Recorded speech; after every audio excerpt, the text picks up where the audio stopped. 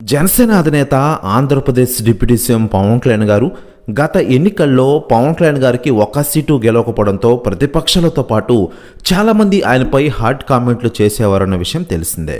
అయితే అటువంటి కామెంట్లు కాలదనే విధంగా ప్రస్తుతం డిప్యూటీ సీఎం పవన్ కళ్యాణ్ గారు ఒక నియోజకవర్గానికి కాదు, రాష్ట్రానికి కాదు, దేశంలో ఒక ప్రత్యేక స్థానం సంపాదించుకున్నారని చెప్పుకోవచ్చు.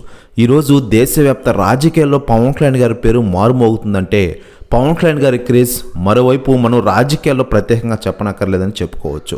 పిఠాపురం నియోజకవర్గం నుంచి ఎమ్మెల్యేగా గెలుపొంది ఈరోజు రాష్ట్ర మంత్రిగా డిప్యూటీ సీఎంగా ఆంధ్రప్రదేశ్ రాష్ట్రానికి సేవలు అందిస్తున్నారు పవన్ కళ్యాణ్ గారు.